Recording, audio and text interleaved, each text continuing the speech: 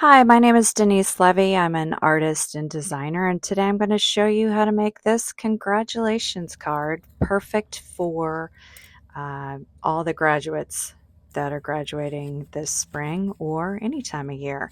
So I'm going to start out with the frame pieces here. And I really love using this Barely Arts glue. If it's not flowing for you, if you use it, just kind of put the pin back in and it should get going. It really doesn't clog on me anyways. I like to put glue just on the bottom when I'm using larger pieces like this because the glue does dry fairly quickly. And I like to make sure I have everything in position. And then I'll go back in and I will put glue on the top piece. And then I'm going to grab my card base and I'm going to put these frame slash background pieces. I'm going to adhere those to the card base, and again just putting glue on the bottom, kind of making sure I have everything stacked up, lined up, and then I will glue the rest of that frame piece to the card base. Make sure I've got that, and I'll go through and add more glue to the sides, etc. Now I'm going to put the cap pieces on, just place those on there for now. I don't know why I didn't just glue it. I would suggest that you glue that first because, as you'll see, I'll go back and glue those down. But I decided to move to these flower pieces. I'm just going to dry fit all these pieces together. I like to do this before I start gluing, even though I designed this card. I sometimes get a little confused, and so I like to go through and dry fit, and then I will start gluing everything together. So I'm going to glue that center to this large pink flowers, and I'm using this Barely Arts glue again. Just need a tiny bit on these pieces. The other glue I like to use is the multi-medium matte by Ranger. Been using that glue for years. It's nice because if any oozes off on these smaller pieces, it dries matte so you don't see it, which is not the case with the Barely Arts, but it's not that serious. If I have any glue ooze out, I just try to wipe it off. So now I'm putting the large flower over its outline piece, exposing just a little bit of leaves.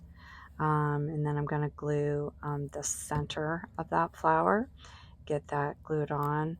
And then I decide, oh yeah, maybe I should have these cap pieces down, because then once the flower is done, I can just go ahead and glue it directly on there.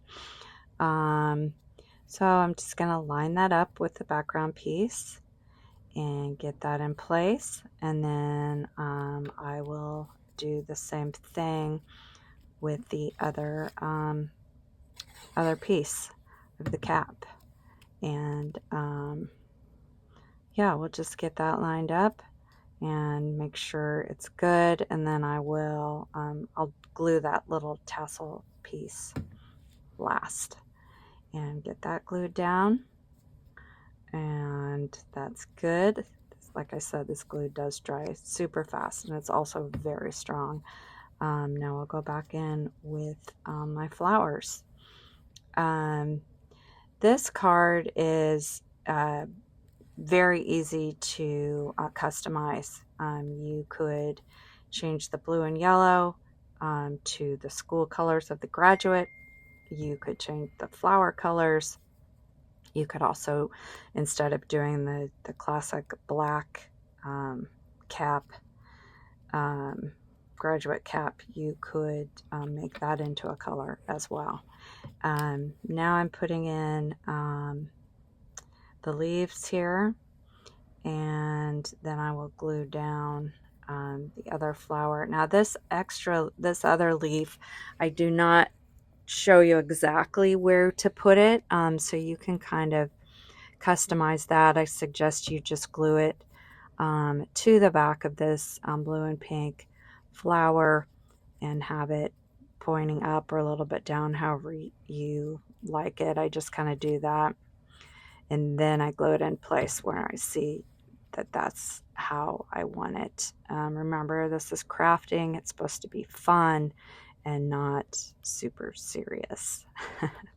Okay, so I've got this last flower, and I think I'm going to use foam pop dot to put this. Once I get a lot of cardstock layers going, if I've got a piece that's going to kind of be on top, I like to kind of tuck that in using foam adhesive. It just kind of levels everything out and creates a little bit more dimension, which I think is nice with a card like this that's fairly simple and fairly flat, but I think it's got nice impact. Then I decided to just tuck this leaf underneath that blue flower. I think in the picture I had it overlapping a little bit, but once I started making, I was like, no, I think I want that under. So you can do it either way. Now I'm going to get that pink flower in there, and that's all complete. Now I'm going to move on to the sentiment. Now I cut the sentiment out with cardstock. It would be much easier to do in vinyl. I love vinyl, but I'm a novice at it. Cardstock is kind of more in my comfort zone, so I did this with cardstock. Vinyl would be much faster.